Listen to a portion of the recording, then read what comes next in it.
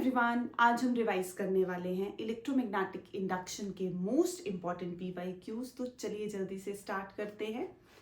Question number 1 है, what is the direction of induced current in metal rings 1 and 2 when current I in the wire is increasing steadily. तो ऐसे हमारे पास wire given है, direction given है current की, यहां हमारे पास दो रिंग्स प्लेस्ड हैं।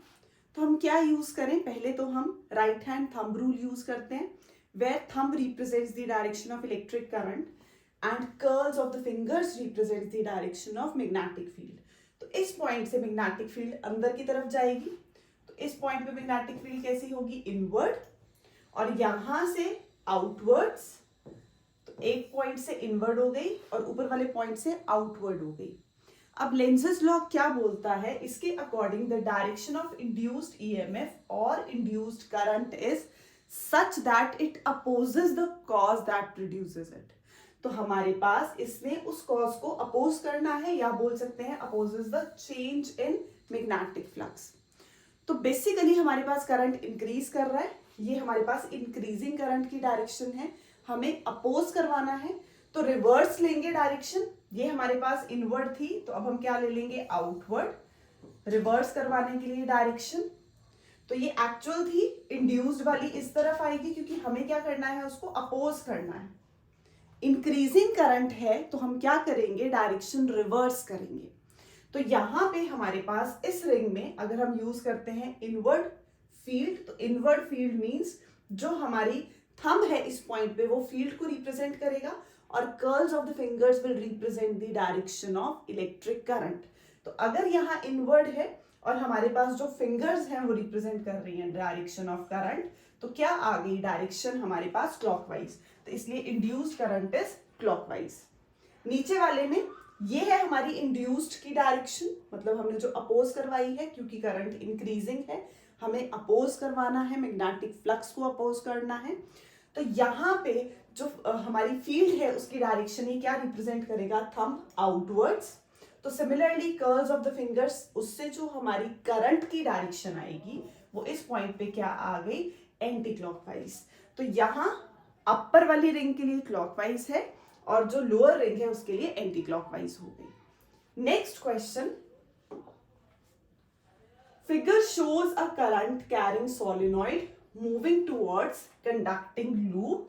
Find the direction of the current induced in the loop. तो मान लो हम इधर खड़े होके देख रहे हैं, हमें यहां से जो करंट है वो कैसे नजर आ रहा है, एंटी क्लॉकवाइज आता हुआ। तो मीन्स ये कौन सा पोल है, नॉर्थ पोल। अब जब ये लूप की तरफ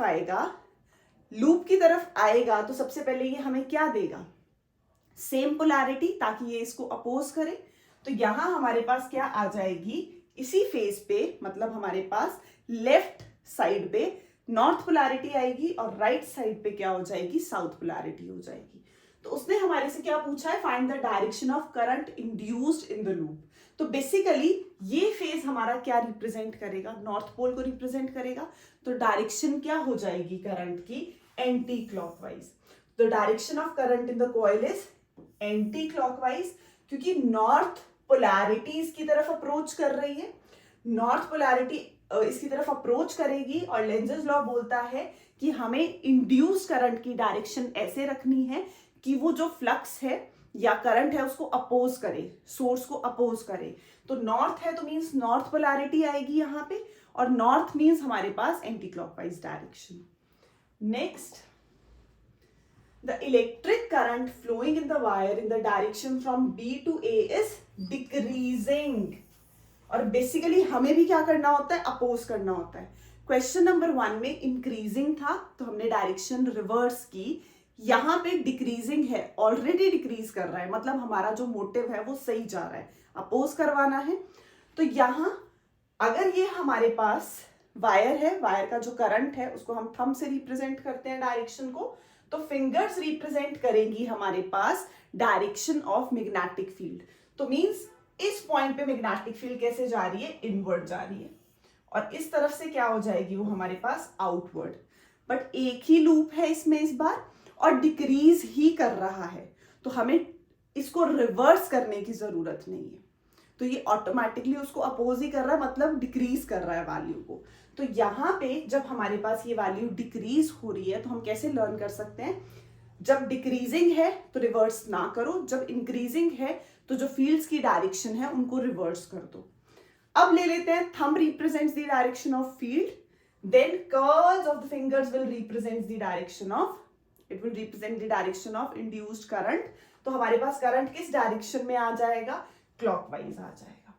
तो यहाँ पे हमारे पास, so the direction of the current in the loop will be clockwise. The current in the loop will induce in such a way that it will support the flow.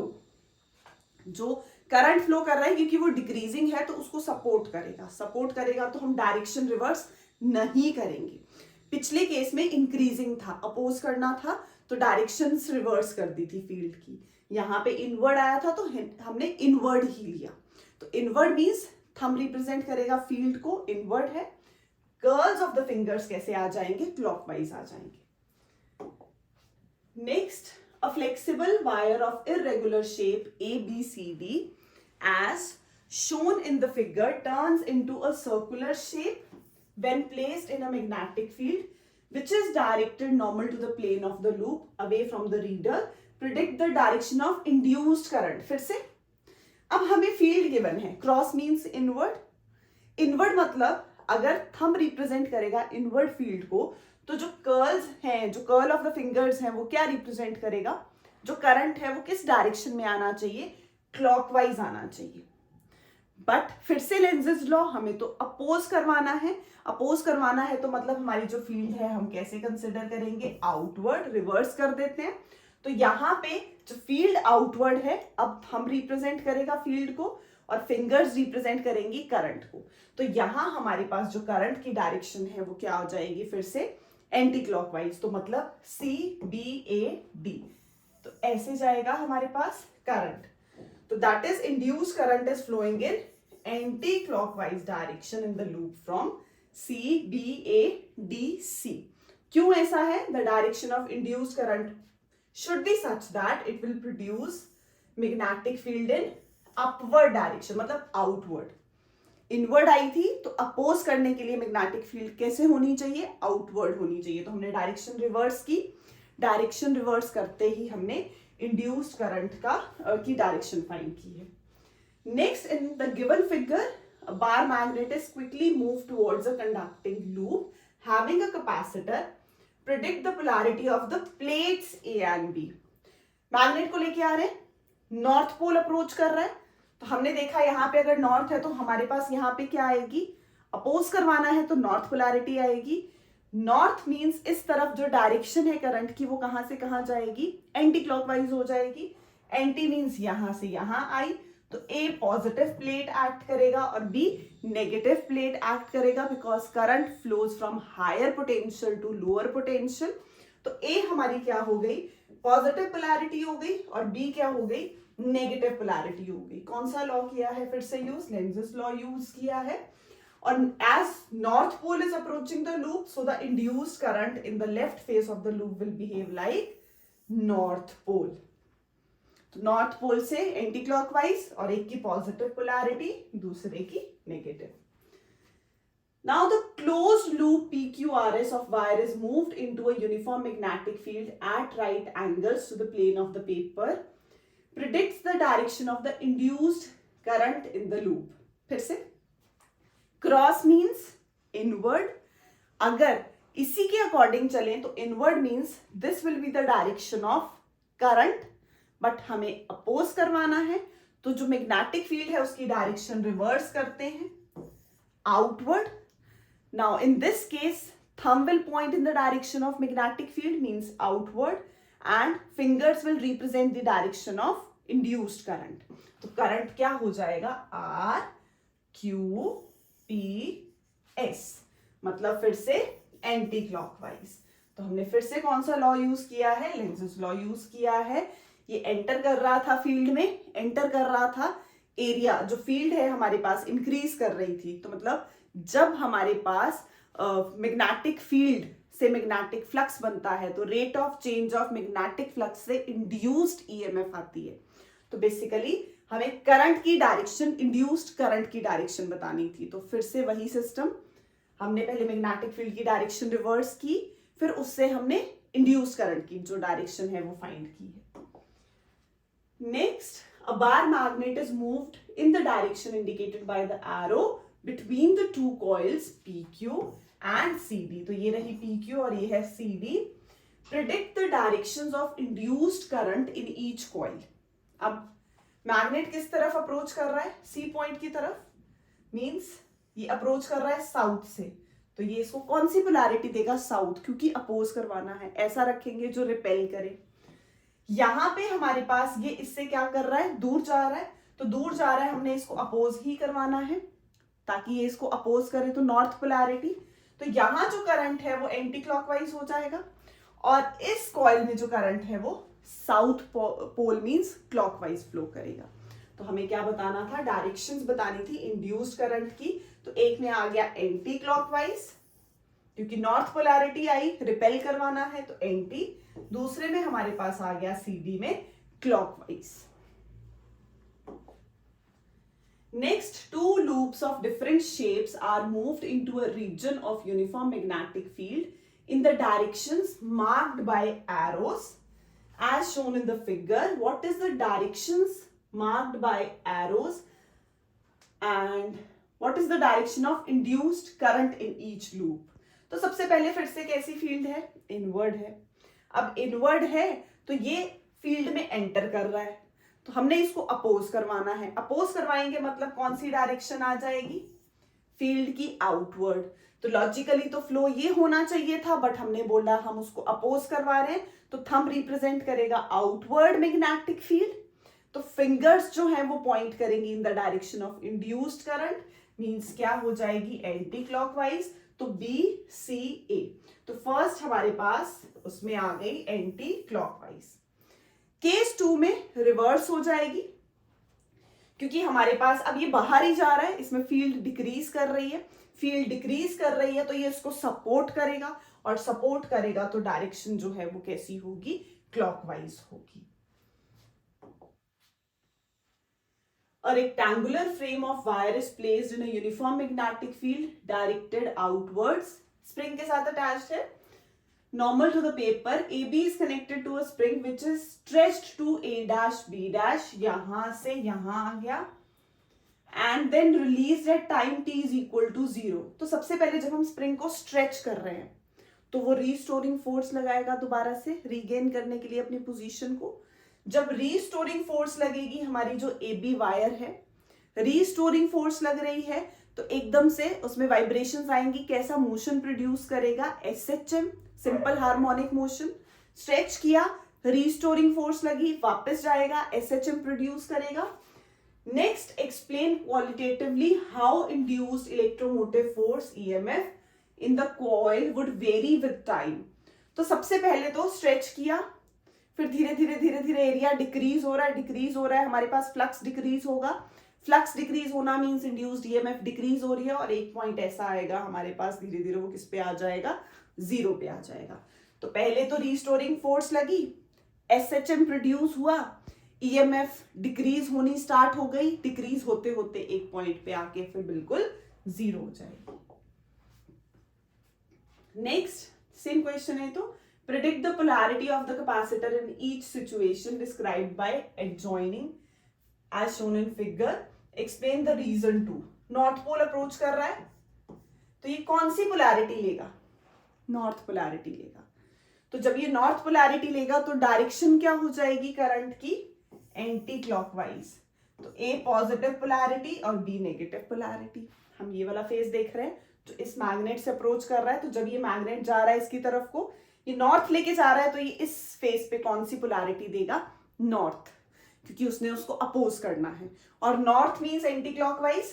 तो A पॉजिटिव पोलैरिटी हो गई, मतलब A is at higher potential, और B negative polarity हो गई, means it is at lower potential. और हमारे पास नेक्स्ट,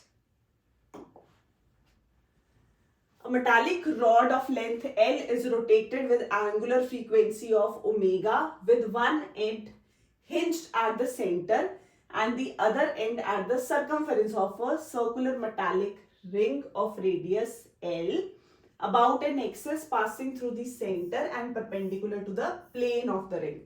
तो ये तो बहुत ही इंपॉर्टेंट चीज जो हम बार बार करते हैं. कोई रॉड है हमने ऐसे प्लेस की है जिसकी लेंथ L है, इसको हमने यहाँ पे angular velocity they the omega.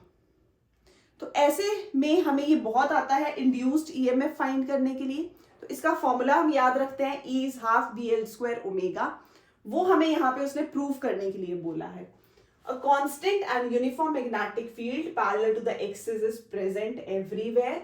Deduce the expression for EMF between the centre and the metallic ring. तो ईएमएफ निकालनी है.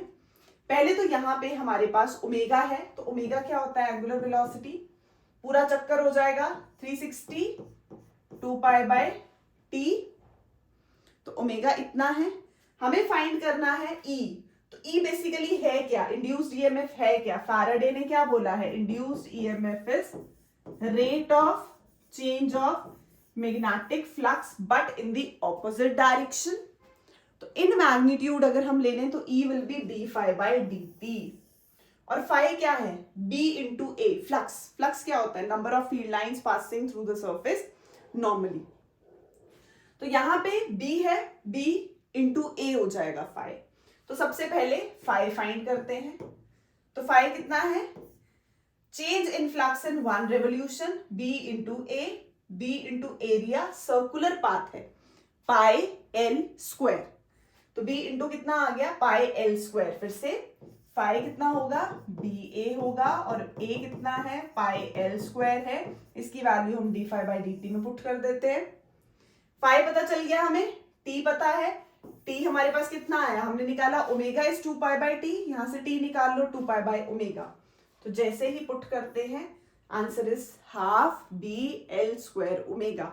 जब भी कोई रॉड ऐसे रोटेट करेगी, इंड्यूस्ड ईएमएफ फाइंड करनी है. Induced EMF is rate of change of flux. Phi क्या है, number of field lines passing through the surface normally. Phi होता कितना है, B इंटू ए. तो B magnetic field, A area, area कितना होगा, पाई एल स्क्वायर. क्योंकि जितनी लेंथ है रॉड की वही रेडियस सर्व कर रही है. तो वैल्यूज पुट करते हैं तो कितना आ जाएगा, B into pi L square upon T. T की वैल्यू आ जाएगी ओमेगा से. तो answer is half BL square omega. Again, a magnet is quickly moved in the direction indicated by an arrow between the two coils C1 and C2. What will be the direction of induced current? फिर से अब ये इसकी तरफ approach कर रहा है, इसको साउथ पोलैरिटी देगा. इंड्यूस करवाना है, अपोज करवाना है. ये यहां से नॉर्थ पोलैरिटी लेगा. तो C1 में, क्योंकि इसने इसको रिपेल करना है और ये चाहता है ये भी इसको रिपेल करे, लेंज़ेस लॉ यही सिखाता है हमें. तो यहां C1 में आ जाएगी एंटी क्लॉकवाइज और C2 में आ जाएगी क्लॉकवाइज. तो हमारे पास एक में डायरेक्शन है एंटी क्लॉकवाइज और दूसरे में हमारे पास आएगी वो साउथ पोल बिहेव करेगा, means clockwise. Next, 2 identical loops, one of copper and the other of aluminium. Copper और एल्यूमिनियम में से रेजिस्टेंस एल्यूमिनियम की ज्यादा, are rotated with the same angular speed omega in the same magnetic field B. Compare E. तो अगर magnetic field same है, omega same है, induced EMF हमारे पास कितनी होती है. ये तो लूप्स को रोटेट कर रहे हैं, अभी पीछे किया रॉड को, तो half B L square omega था. E बेसिकली क्या है, d phi by D T, और फाई क्या है, B इंटू ए. तो E is D phi by D t where phi is BA. In magnitude ले रहे हैं. मैग्नेटिक फील्ड ऑलरेडी सेम है, एरिया हमारे पास सेम हो जाएगा. तो एरिया भी सेम, मैग्नेटिक फील्ड भी सेम, दोनों जो रोटेट कर रहे हैं. टाइम पीरियड सेम ले रहे हैं. तो इंड्यूस्ड ईएमएफ क्या होगी, दोनों की जो इंड्यूस्ड ईएमएफ है वो सेम होगी. क्यों टाइम पीरियड सेम बोला, omega is 2 pi by T. तो टी सेम हो गया, एंगुलर वेलोसिटी सेम हो गई. तो हमारे पास मैग्नेटिक फील्ड ऑलरेडी उसने बोल दिया सेम है, तो ईएमएफ भी क्या होगी, दोनों की सेम होगी. तो are same as they are identical and rotated with same angular speed, so the induced EMF will be same. Now current, तो रेजिस्टेंस एल्यूमिनियम की ज्यादा है तो करंट किसका ज्यादा होगा हमारे पास, कॉपर का। तो ICU is greater than IAL but for same voltage. तो the current produced in the two coils हमें कंपेयर करने हैं, तो कितना आ जाएगा, कॉपर में ज्यादा, एल्यूमिनियम में कम। Next, when primary coil P is moved towards the secondary coil, इस तरफ को मूव करवा रहे हैं।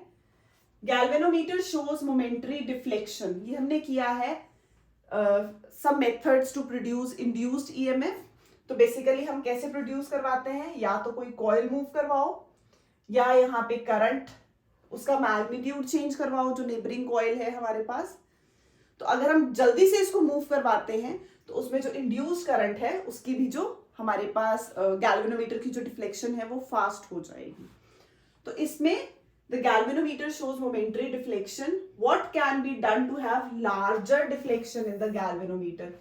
तो जल्दी से स्पीड के साथ अगर हम उसको लेके आते हैं, क्योंकि उसने बोला है one of the option is कि आपने उसको लेके ही आना है, तो लेके आना है तो जितनी फास्ट लेके आएंगे उतनी जल्दी गैल्वेनोमीटर में डिफ्लेक्शन होगी, जितनी फास्ट उसको मूव करवाएंगे उतना ज्यादा इंड्यूस्ड करंट आ जाएगा। तो उसने बोला किसकी डिफ्लेक्शन ज्यादा होगी, तो अगर हम उसको P को जल्दी से मूव करवाते हैं उसकी तरफ और अवे दोनों केसेस में, तो डिफ्लेक्शन एक केस में एक तरफ होती है, दूसरे केस में ऑपोजिट डायरेक्शन में चली जाती है, बट होगी फास्ट।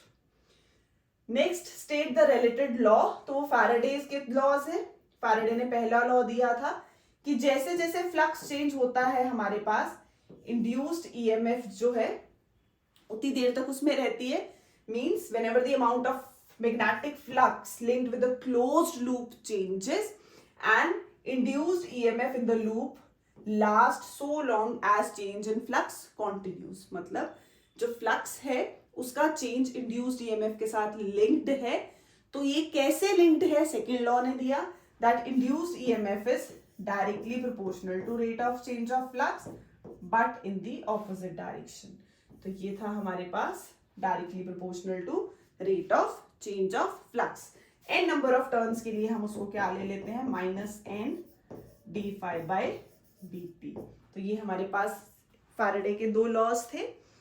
पहला, with the change in magnetic flux जो इंड्यूस्ड EMF है वो प्रोड्यूस हो रही है। Next, a coil Q is connected to low voltage bulb B। कौन सा है लो वोल्टेज, ये वाला, and placed near another coil P as shown in the figure. Give reasons to explain the following observations. The bulb B lights. तो अगर हम इसमें current, हमने मेथड स्टडी किए हैं, methods to produce induced EMF। पहला था आप कॉइल को मूव करवा के लेके आओ, दूसरा था आप नेबरिंग कॉइल में जो करंट है उसका मैग्नीट्यूड चेंज करो। जैसे जैसे इसमें करंट चेंज होगा वैसे वैसे इसकी मैग्नेटिक फील्ड, मान लो करंट इंक्रीज करवाते हैं इस कॉइल में, इसकी मैग्नेटिक फील्ड इंक्रीज करेगी because magnetic field is directly proportional to electric current. Magnetic field increase करेगी, करंट इंक्रीज के साथ मैग्नेटिक फ्लक्स में चेंज आ रहा है, तो मैग्नेटिक फील्ड में जो चेंज आ रहा है वो क्या बना देगा, दूसरी तरफ magnetic flux. Magnetic flux change होने से क्या आ जाएगी, इंड्यूस्ड EMF आ जाएगी। तो जो अगर हमारा इंड्यूस्ड करंट है उसकी वैल्यू यहाँ राइज करती है तो अपने आप से जो बल्ब है वो ज्यादा लाइट करेगा। तो due to varying current in P, flux P के साथ चेंज होगा जिससे वो Q के साथ भी चेंज होगा। P में फील्ड चेंज हो रहा है, फ्लक्स चेंज हो रहा है, Q में भी फ्लक्स चेंज होगा, विच इंड्यूसेस EMF इन Q, जिससे इंड्यूस्ड EMF बढ़ेगी B में, इंड्यूस्ड करंट बढ़ेगा तो वो अपने आप जो है ज्यादा ग्लो करेगा। Case 2, bulb gets dimmer if the coil Q is moved towards left. अगर हम उसको उससे दूर लेके जा रहे हैं तो decrease in field, decrease in rate of change of magnetic field lines passing through the surface normally, मतलब फ्लक्स। तो फ्लक्स चेंज जो है वो डिक्रीज हो रहा है, फ्लक्स डिक्रीज होगा, इंड्यूस्ड EMF डिक्रीज होगी, जिससे जो बल्ब है वो कैसा हो जाएगा, डिम हो जाएगा। तो हमें पता है अगर हम करंट पास करवाते हैं किसी चीज में, यहाँ पे हमने करंट पास करवाया, सबसे पहले तो magnetic field I, magnetic field से हमारे पास मैग्नेटिक फील्ड लाइंस जो डेवलप हुई हैं, मैग्नेटिक फील्ड लाइंस का जब नंबर चेंज होता है तो क्या बना देता है, मैग्नेटिक फ्लक्स बना देता है। हमारे पास आती है इंड्यूस्ड ईएमएफ, जिससे इंड्यूस्ड करंट प्रोड्यूस होगा। इसे ही हम इलेक्ट्रोमैग्नेटिक इंडक्शन बोलते हैं। Next, a square loop of side 20 centimeter is initially kept at 30 centimeter away from a region of uniform magnetic field। ये है स्क्वायर 20 सेंटीमीटर है, कहाँ रखा है? 30 सेंटीमीटर दूर रखा है from a region of uniform magnetic field. और मैग्नेटिक फील्ड कितनी है? 0.1 टेस्ला। साइड कितनी थी? 20 सेंटीमीटर। डिस्टेंस कितना है दोनों के बीच में? 30 centimetre. It is then moved towards the right with a velocity of 10 centimeter per second till it goes out of the field। तो पहले तो ये अप्रोच कर रहा है मैग्नेटिक फील्ड की तरफ। तो जैसे जैसे ये अप्रोच करेगा मैग्नेटिक फील्ड की तरफ, मैग्नेटिक फील्ड लाइंस के कंटैक्ट में ज्यादा जा रहा है। मैग्नेटिक फील्ड लाइंस यहां तक थी, कम है। जैसे जैसे ये पास जाएगा, जैसे जैसे ये पास जाएगा, यहां गया, यहां गया, यहां गया, यहां गया, ये क्लोज होता जा रहा है मैग्नेटिक फील्ड के। तो बेसिकली ये मैग्नेटिक फील्ड के कांटेक्ट में जाता जा रहा है, तो मैग्नेटिक फ्लक्स बढ़ रहा है। तो जब ये अप्रोच कर रहा है फील्ड को, यहां हमारे पास फील्ड लाइंस हैं, जितना दूर होगा उतनी फील्ड कम होगी, जितना उसके पास अप्रोच करेगा मैग्नेटिक फील्ड लाइन ज्यादा होंगी, मैग्नेटिक फील्ड का इफेक्ट ज्यादा होगा, मैग्नेटिक फ्लक्स यहां तक इंक्रीज करेगा। एक बार यहां तक इंक्रीज कर गया, फिर ये कांस्टेंट फील्ड में मूव कर रहा है, कांस्टेंट फील्ड में मूव करेगा। उसके बाद जैसे ये बाहर जाएगा, फिर से मैग्नेटिक फील्ड जो है वो क्या शुरू हो गई, फ्लक्स जो है वो क्या हो गया, डिक्रीज होना। तो इनिशियली जब ये यहां से यहां अप्रोच कर रहा था, क्योंकि ये फील्ड में जा रहा था, मैग्नेटिक फील्ड लाइंस का नंबर बढ़ रहा था, उसके लिए मैग्नेटिक फील्ड की स्ट्रेंथ बढ़ रही थी, मैग्नेटिक फ्लक्स बढ़ रहा था। मैग्नेटिक फ्लक्स बढ़ा, यहां फील्ड कांस्टेंट हो गई, तो मैग्नेटिक फ्लक्स जो है वो क्या हो गया, कांस्टेंट हो गया। और जैसे ही दूर जाना स्टार्ट हुआ, मैग्नेटिक फ्लक्स फिर से डिक्रीज होना स्टार्ट हो गया। तो जब इसका कर्व बनता है इनिशियली हमारे पास, इस जोन के लिए मैग्नेटिक फील्ड जो है वो, फ्लक्स जो है वो इंक्रीज करेगा यहां से यहां तक की जर्नी के लिए। फिर यहां से यहां तक की जर्नी के लिए कांस्टेंट रहेगा, फिर वापस से क्या करना शुरू कर देगा, डिक्रीज करना स्टार्ट कर देगा जैसे ही उससे दूर जा रहा है। तो ये फ्लक्स है हमारे पास, ये है फ्लक्स। फ्लक्स का इनिशियल जो ग्राफ है वो हमारे पास क्या कर रहा है, इंक्रीज कर रहा है। ये कौन सा रीजन है? जब ये अप्रोच करेगा, जब ये फील्ड में एंटर कर गया, तो फिर ये कांस्टेंट हो गया, कांस्टेंट फील्ड है वहां पे, यूनिफॉर्म है। जैसे ही इससे अप्रोच करके, मतलब फील्ड में मूव करके अब उससे दूर जाना स्टार्ट हो रहा है, बाहर निकल गया, तो दूर जा रहा है तो मैग्नेटिक फील्ड के कंटैक्ट से बाहर निकल रहा है, फ्लक्स डिक्रीज कर जाएगा। फ्लक्स डिक्रीज किया तो ये ग्राफ आ गया हमारे पास, पहले इंक्रीज, फिर कांस्टेंट, फिर decrease. Now EMF is minus d phi by D t. EMF is minus d phi by D T. तो हमें यहां पे क्या मिल रहा है, rate of change of flux से इंड्यूस्ड ईएमएफ आती है। यहां पे इंड्यूस्ड ईएमएफ इंक्रीज कर रही है, यहां पे सॉरी फ्लक्स इंक्रीज कर रहा है। तो जब मैग्नेटिक फ्लक्स इंक्रीज कर रहा है, इंक्रीजिंग फ्लक्स है, इसके लिए उसका जो डेरिवेटिव ले रहे हैं, उसकी जो इंड्यूस्ड ईएमएफ है वो क्या हो जाएगी, कांस्टेंट हो जाएगी। और जहां फ्लक्स कांस्टेंट था, कांस्टेंट की डिफरेंशिएशन 0, वहां इंड्यूस्ड ईएमएफ क्या हो गई, हमारे पास 0 हो गई। तो कांस्टेंट कहां था, इस वाले रीजन में हमारे पास फ्लक्स कांस्टेंट था, तो इस रीजन में इंड्यूस्ड ईएमएफ क्या हो गई, 0 हो गई। अगर यही ग्राफ इधर प्लॉट करें तो इस रीजन के लिए ईएमएफ इज 0, और इस वाले रीजन के लिए कहां जाएगा, क्योंकि नेगेटिव साइन है तो हमने बोला होगा तो कांस्टेंट बट ऑपोजिट डायरेक्शन में, तो होगा तो कांस्टेंट बट ऑपोजिट डायरेक्शन में। सिमिलरली जब उससे दूर जा रहा है तो यहां फ्लक्स डिक्रीज हो रहा है, बट नेगेटिव साइन भी तो है, तो जो ग्राफ है उसमें वैल्यू रिवर्स हो जाएगी, वो क्या दे देगा, पॉजिटिव होगी तो कांस्टेंट, क्योंकि यहां जो इंक्रीजिंग डिक्रीजिंग वैल्यू है, मतलब हम उसको डिफरेंशिएट कर रहे हैं, एक तरह से उसका डेरिवेटिव ले रहे हैं, तो इंड्यूस्ड ईएमएफ क्या होगी, कांस्टेंट होगी, और कांस्टेंट की डिफरेंशिएशन 0 हो गई। तो इसका जो हमारे पास कांस्टेंट जहां फ्लक्स था इस रीजन में, उसमें इंड्यूस्ड ईएमएफ हो गई 0, और बाकी इंक्रीजिंग और डिक्रीजिंग में हमारे पास कांस्टेंट हो जाएगी। बट क्योंकि नेगेटिव साइन है तो ये वाले स्लॉट का जो ग्राफ है वो ऑपोजिट डायरेक्शन में बनेगा, जो डिक्रीजिंग वाला है उसका ग्राफ जो है वो ऊपर की तरफ बन जाएगा पॉजिटिव। तो हमारे पास फाई निकाला, पहले फाई हमने देखा, पहले इंक्रीजिंग है, फिर कांस्टेंट है, फिर डिक्रीजिंग है। इंड्यूस्ड ईएमएफ उसी के रिवर्स, पहले कांस्टेंट हो गई, इसके कंटेक्स्ट में ये हमारे पास 0 आ जाएगी और इसके विद रिस्पेक्ट टू फिर से कांस्टेंट। अब अगर हमें वैल्यूज निकालनी है तो what is magnetic flux? Phi is B into A, B into area. होता क्या है ये? Number of field lines passing through the surface normally. तो फाई को हम tan cos थीटा भी बोलते हैं because it is the dot product of B and A. B magnetic field, area क्या है? Surface vector. तो फाई निकालने के लिए B dot A, B L X, length into breadth, values put करेंगे तो फ्लक्स आ जाएगा। Induced EMF is minus d phi by D t, जिसको हम मोशनल ईएमएफ भी बोलते हैं, वो कितनी होती है? Minus B L V. तो बी एल वी की वैल्यू, क्योंकि हमें वेलोसिटी गिवन थी, तो हम क्यों ये सब करेंगे?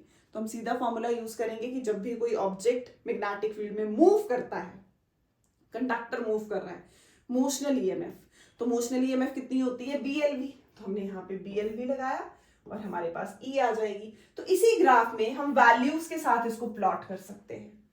अभी तो हमने बोला फ्लक्स इंक्रीज कर रहा है, फिर कांस्टेंट, फिर डिक्रीज कर रहा है, कितनी वैल्यू? तो वो वैल्यू कांस्टेंट ले ली हमने। सिमिलरली इंड्यूस्ड ईएमएफ, यहाँ कांस्टेंट थी तो उसको निकालने के लिए बीएलवी लगाया, जो वैल्यू आई वो यहाँ और यहाँ पॉजिटिव और नेगेटिवली कांस्टेंट हो गई। थर्ड इज इंड्यूस्ड करंट, तो वो I is E bye are होता है, इन मैग्नीट्यूड ले लेते हैं, ई की वैल्यू डिवाइडेड बाय, क्योंकि रेजिस्टेंस भी गिवन थी। तो तीनों चीजें हम कैलकुलेट कर सकते हैं, बट सबसे इंपॉर्टेंट ग्राफ अगर समझ आएगा तभी ये सब समझ आएंगे। Next, a rectangular loop and circular loop are moving out of a uniform magnetic field। ऐसे है और ऐसे है, तो जब ये फील्ड से बाहर जा रहा है, मान लो ऐसे है हमारे पास, ये फील्ड से बाहर जाएगा तो ये हर तरफ से कांस्टेंट एरिया कवर करेगा। पहले इतना बाहर, फिर इतना बाहर, फिर इतना बाहर, फिर इतना बाहर, तो कांस्टेंट एरिया जो है कवर करते हुए बाहर जा रहा है। लेकिन जो सर्कुलर लूप है उसमें कभी भी कांस्टेंट एरिया मूव नहीं होगा, वो तो हमारे पास जब जाएगा तो उसमें डिफरेंट हमारे पास जो पोर्शन है वो कॉइल का मूव करते हुए निकलेगा। तो मतलब एरिया जो फैक्टर है वो कांस्टेंट नहीं होगा। तो in which loop do you expect the induced EMF to be constant during the passage out of the field region? The field is normal to the loops. तो हमारे पास for a rectangular coil the rate of area moving out of the field remains same. तो ये जो rate of area है, area moving out per unit time, that remains constant. But जो circular coil है it is not so far for the circular coil.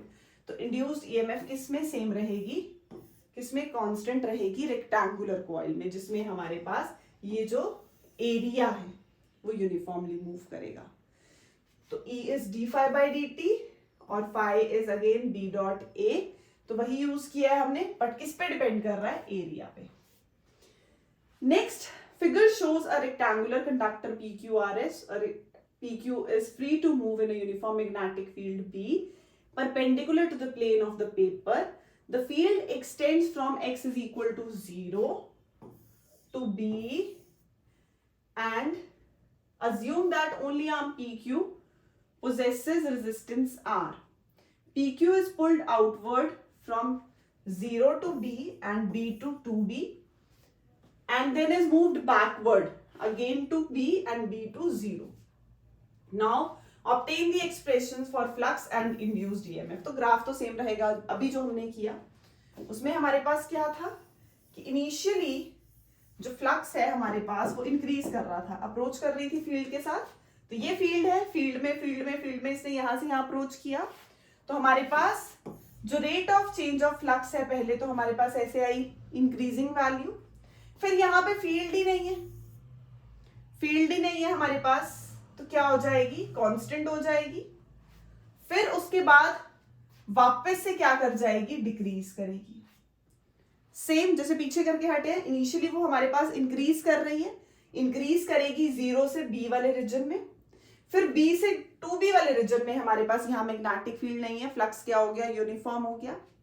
Next third case में हमारे पास उसने 2B से फिर B वापस आना है और फिर से वापस B से 0 पे आना है। तो यहां है कहीं 2B, 0 से B तक पहले इंक्रीज की, फिर B से 2B तक कांस्टेंट रही, अगेन 2b से b वापस आते हुए ये फिर से कांस्टेंट है, और जब b से वापस 0 पे आएगी तो क्या हो जाएगा, डिक्रीज करना स्टार्ट करेगी। फील्ड में मूव कर रही थी, इंक्रीज की, फील्ड ही नहीं है, हमारे पास फ्लक्स यूनिफॉर्म हो गया, फिर वापस आएगी, यूनिफॉर्म है, फिर वापस तो डिक्रीजिंग है। अब इसी के लिए हम सेम इंड्यूस्ड ईएमएफ का ग्राफ भी प्लॉट कर सकते हैं। तो ये आया पहले 0 से b, फिर b से 2b, अगेन 2b से हमारे पास b तक क्या है, यही वाला रीजन, फिर दोबारा से क्या करेगी, डिक्रीज करेगी। और इसके कंपैरिजन में सेम पीछे जो हमने ग्राफ किया, E is minus d phi by D T, तो यहां इंक्रीज कर रही थी, बट क्योंकि ईएमएफ के फॉर्मूले में माइनस भी तो आता है, d phi by D T, तो नेगेटिव साइन क्या बताएगा, ऑपोजिट डायरेक्शन। फिर से ये कांस्टेंट है तो कांस्टेंट की डिफरेंशिएशन 0, तो ईएमएफ 0। फिर से डिक्रीज कर रही है तो ये नेगेटिव साइन भी तो है, तो ये क्या कर जाएगा, कांस्टेंट पॉजिटिव हो जाएगी। तो यहां पे हमारे पास flux versus induced EMF same topic की तरह किया है जो पीछे किया हमने, बस इसमें वैल्यूज फाइंड करनी है। तो जब कोई ऑब्जेक्ट या रॉड या कंडक्टर हमारे पास मूव कर रहा है मैग्नेटिक फील्ड में, हम क्या बोलते हैं, induced EMF is BLV, motional EMF, और हमारे पास फ्लक्स कितना आ जाएगा, B into A, B into area. तो वही यूज करेंगे, इनिशियली 0 से B तक B into length into breadth, तो हमारे पास लेंथ x है, डिस्टेंस उसने कवर करना है x, तो इंक्रीजिंग, तो फ्लक्स इंक्रीजिंग। केस 2, b से 2b जा रहा है तो यूनिफॉर्म, बट कितना है, लेंथ इंटू ये वाला distance 2b minus b is b, तो ये हमने ले लिया BLV। कौन सा है ये वाला, तो इसकी वैल्यू हमने लिख दी BLV। वापस आते हुए फिर से यहां तक थी BLV, अब ये वापस आ रहा है बैकवर्ड तो फिर से BLV, और यहां से वापस आएगा तो डिक्रीज करेगा। तो बैकवर्ड है 2b टू b, फिर से कितनी है BLV, और b से वापस आते हुए 0 की तरफ BLX which is again decreasing. उसके लिए EMF minus BLV, minus d phi by D t से भी निकाल सकते हैं, या डायरेक्टली मोशनल ईएमएफ। तो BLV 0 से x माइनस BLV, b से 2b, यहां से यहां तक फ्लक्स कांस्टेंट है, तो इंड्यूस्ड ईएमएफ कितनी हो गई, पहले यहां तक 0 है, ये फॉरवर्ड मोशन था, ये बैकवर्ड।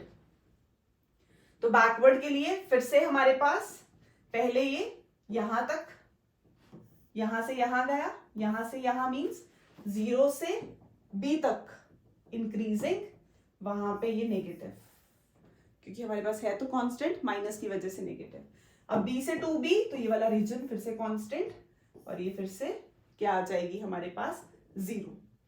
तो ये यहां से यहां 0 है, फ्रॉम b टू 2b, और 2b से वापस जब आएगा b पे तो फिर से कितना है कांस्टेंट, ये फिर से कितना है 0, और फिर ये डिक्रीज करेगा, तो क्योंकि माइनस साइन है तो पॉजिटिव ले लेंगे, मींस ऑपोजिट डायरेक्शन में ले लेंगे। तो b से 0 BLV, और फिर 2b से फिर से हमारे पास ये वाला E कितना है, 0 है। Next question, current in a circuit falls steadily from 2 ampere to 0, I1 I2 time 10 milliseconds if an average EMF of 200 volt is induced, then calculate the self inductance। तो जब किसी खुद की कॉइल में हम करंट फ्लो करवा रहे हैं, मैग्नेटिक फील्ड चेंज हो रही है, फ्लक्स आ रहा है, तो rate of change of flux से इंड्यूस्ड ईएमएफ बनती है। तो the phenomenon of production of induced EMF in a coil when current passes through the same coil undergoes a change. Current की वैल्यू मैग्नीट्यूड चेंज किया, तो flux is directly proportional to I, flux is LI, L is coefficient of self inductance. इसको और कैसे लिखते हैं, E is minus d phi by D T, where phi is LI, तो formula modify हुआ था, minus LDI by D T, ये use करेंगे। E is minus LDI by dt. Now DI is value, final minus initial, 0 minus 2. Time 10 milli, 10 into 10 raised to the power minus 3. L हमें find करना है, एक ये minus है, एक ये माइनस है, प्लस हो जाएगा, और ये किसके इक्वल है, 200 के इक्वल है। तो L is 200 into 10 into 10 power minus 3 divided by 2. तो ये 10 पावर 3 हो गई, -3 है, खत्म, 2 से 2 कैंसिल, 1 आंसर आ जाएगा। Next, a pair of adjacent coils has a mutual inductance, क्या गिवन है, M. If the current in one coil moves from 0 to, इसमें I1 0 है और I2 20 है, in time 0.5 seconds, what is the change in flux? तो same concept है, बस इसमें कॉइल्स दो हैं, करंट एक में पास करवाया, मैग्नेटिक फील्ड एक में आई, उससे जो हमारे पास फ्लक्स है वो दूसरे में इंड्यूस होगा। तो जब फ्लक्स दूसरे में इंड्यूस हो रहा है तो हम बोलते हैं flux is again directly proportional to current, so this phi is M I. तो ये एम जब हमें निकालना है इसको हम बोल सकते हैं d phi is M D I, क्योंकि ई जैसे हम लिखते हैं minus L d I by D t self inductance की टर्म्स में, वैसे ही फॉर्मूला है minus M D I by D T. तो हमें तो डी फाई चाहिए क्योंकि उसने क्या बोला है, चेंज इन फ्लक्स, तो एम और करंट भी क्या दे रखा है, change in current, final minus initial. तो सॉल्व करते हैं तो कितना आ जाता है, -30 weber. Next, a long solenoid with 15 turns per centimeter, number of turns per unit length, has a small loop of area placed inside the solenoid normal to its axis. If the current carried by the solenoid changes from I1, I2 time, then what is the induced EMF in the loop while the current is changing? Induced EMF निकालनी है और E is minus M di by dt. Induced EMF in terms of mutual inductance कितनी होती है, minus M di by dt, और M mu naught N1 N2 A by L। तो ये हमारे पास M का फॉर्मूला है। तो हमारे E कितना आएगा, M di by dt, उसके लिए हमें M निकालना पड़ेगा। तो M is mu naught N1 N2 A by L। mu naught is 4 pi into 10 power minus 7 और 15 टर्न्स पर सेंटीमीटर, मीटर में कन्वर्ट कर लिया, has a small area, has a small loop of area 2 centimetre square, तो 2 into 10 power minus 4 inside the solenoid normal to its axis. If the current carried by the solenoid changes कितना, 2 से 4 in 0.1 second, what is the induced EMF? तो E is M di by dt, उसके लिए हमने M का formula लगाया।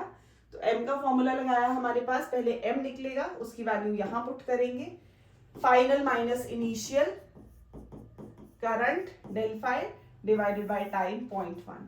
तो calculations करेंगे तो आंसर आ जाएगा हमारे पास induced EMF. Next, the current flowing in the two coils of self inductance L1 16 millihenry, L2 12 millihenry are increasing at the same rate if the power supplied to the two coils are equal, P equal है, P1 की is P2।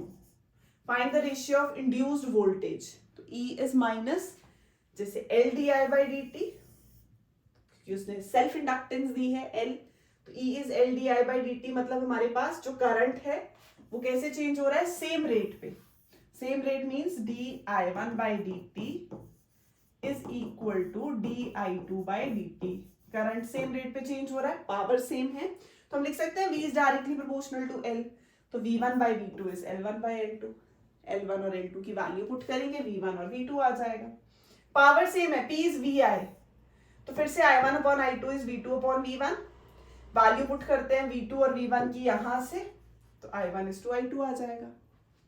Third is energy stored, तो energy कितनी होती है, magnetic energy half Li square, L की terms में, inductance की terms में, तो हाफ ऑफ L1 L2 हमें पता है, I1 I2 हमने सेकेंड पार्ट में निकाल लिया, दोनों की वैल्यूज पुट करेंगे और इजीली हम रेशियो फाइंड कर लेंगे।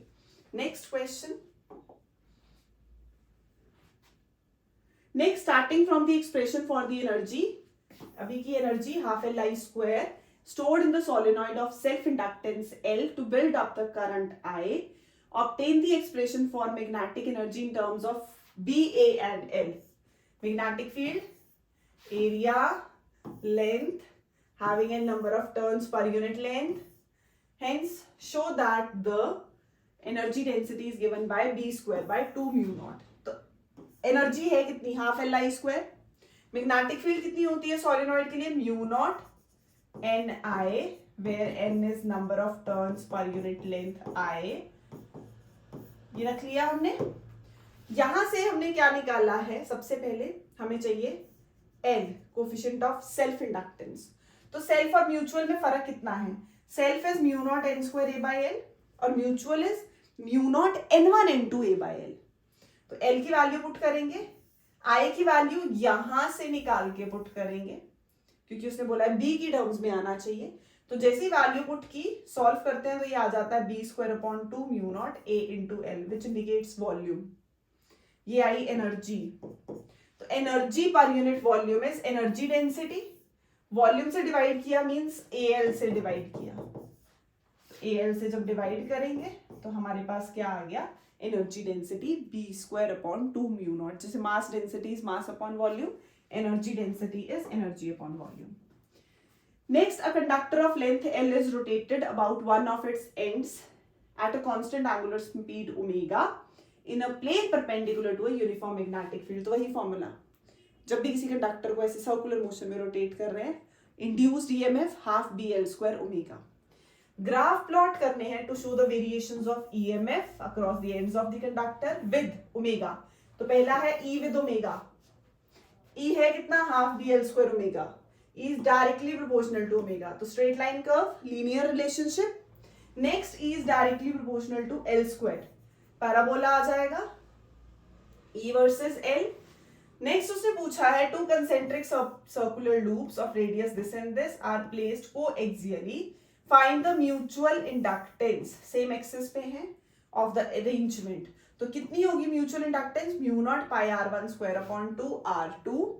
वैल्यू पुट करेंगे, हमारे पास आंसर आ जाएगा म्यूचुअल इंडक्टेंस का। Next, if the current pass through the outer loop is changed at the rate of 5 two concentric circular loops. Okay, तो सेम सेंटर है हमारे पास और कोएक्सियली भी है, तो यहां पे तो सेंटर भी सेम और कोएक्सियली प्लेस्ड है। Next, if the current passed through the outer loop is, outer loop का कितना चेंज किया, at a rate of 5 ampere per millisecond, तो D I by D T.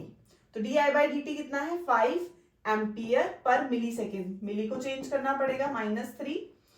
Find the EMF induced in the inner loop. Assume the magnetic field on the inner loop to be uniform.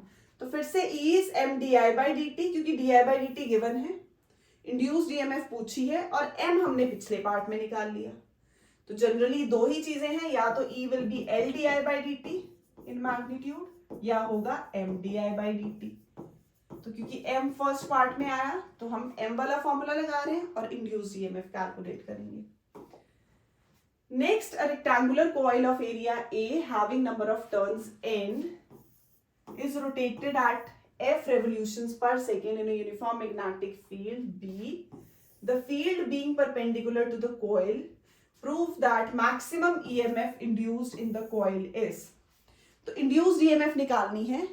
हम जो AC generator में derivation करते हैं वही सी same है हमारे पास। phi is band cos theta for single turn, BA cos theta. BA theta is written as, because omega angular velocity is angular displacement upon time, so theta becomes omega t. E is minus d phi by dt, differentiate करेंगे, cos की differentiation हो जाएगी sin omega t की omega, तो ये B A omega sine omega t बन गया। For n turns it becomes 52 sine omega t B A omega N.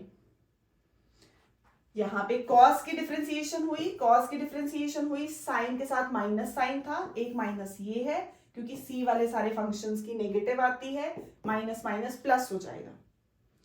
तो यहाँ पे E will B 52 sine omega T. यहाँ हमें मैक्सिमम ईएमएफ फाइंड करनी है, तो किसी भी चीज की, किसी भी फिजिकल क्वांटिटी की मैक्सिमम या मिनिमम वैल्यू कैसे डिफाइन होती है, उसमें जो भी टी रेशियो है उसको मैक्सिमम या मिनिमम ले लो। If you want E to be maximum, put sine omega T 1, तो हमारे पास E कितना आ जाएगा 52 बी ए ओमेगा एन, और ओमेगा हमें पता है कितना होता है 2 पाई बाई टी, या हम बोल सकते हैं 2 pi F frequency is reciprocal of time period, तो ओमेगा की वैल्यू बस हमने ये पुट कर दी 2 पाई एफ, तो वही आंसर आ गया जो पूछा था, तो B A 2 pi F into N. Next, the current flowing through an inductor of self inductance L is continuously increasing, means हमारे पास करंट इंक्रीज कर रहा है d I by D t positive, ये आ गया, करंट इंक्रीज कर रहा है। Plot a graph showing the variation of phi versus I, तो फाई इज एल आई या एम आई, तो यहां पे हमारे पास phi is directly proportional to I straight line curve, induced EMF versus D I by D T, और उसने बोला ये चीज तो पॉजिटिव है पर फॉर्मूले में आता है नेगेटिव, तो E is minus L d I by D T, तो यहां पे ये पॉजिटिव है तो ये नेगेटिव क्या हो जाएगा, कांस्टेंट हो जाएगी वैल्यू, तो इसके लिए ये हो गई constant. Current flowing through an inductor of self inductance L is continuously increasing, I की वैल्यू इंक्रीज कर रही है, di by dt हमारे लिए क्या हो गया, पॉजिटिव कांस्टेंट हो गया, di by dt, क्योंकि I इंक्रीज कर रहा है, उसका डेरिवेटिव है यहाँ di by dt, तो E की वैल्यू क्या देगा, कांस्टेंट देगा। Next, magnetic potential energy stored versus current, तो potential energy is half L I square, तो U is directly proportional to I square, again parabola, जिसे पीछे किया same curve. Next, the mutual inductance of two coaxial coils is 2 henry, the current in the coil is changed uniformly from this 0 to 0.5 in 100 millisecond minus 3 seconds. Find the change in magnetic flux phi, तो phi E is d phi by dt in magnitude m di by dt, तो dt dt रहने दिया तो क्या रह गया, d phi is m di, तो del phi is m del i, m कितना है 2 और I में change 0.5 minus 0, final minus initial, तो ये आ गया 1 weber. EMF induced in the other coil during the change, E will be m di by dt, फिर से तो m2 है, करंट इज 0.5, ये आ जाएगा हमारे पास -1, तो टाइम -1, तो EMF आ गई 10 volt. Next, a circular loop of radius 0.3 centimeter lies parallel to much bigger circular of radius 20 centimeter. The center of the small loop is on the axis of the bigger loop. दोनों का centre same line पे ही है, same axis पे है. The distance between their centers is 15 centimeter. Radius 20 centimeter. छोटे वाले का 0.3 centimeter. तो यहाँ पे एक ये आ गया, एक ये आ गया और डिस्टेंस कितना है 15 सेंटीमीटर है. Next, if a current of 2 ampere flows through the smaller loop then the flux linked with the bigger loop is, तो phi is B into A. Magnetic flux की बेसिक डेफिनेशन बैन cos theta B A. तो यहाँ पे B है तो B axis के लिए हम फाइंड करते हैं, तो कौन सा फॉर्मूला था, mu not I R square upon 2 R square plus X square की होल पावर 3/2. मीन्स ये वाला एक्सिस उसके सामने पिछले चैप्टर में किया, तो वही यहाँ पे लगेगा मैग्नेटिक फील्ड फाइंड करने के लिए.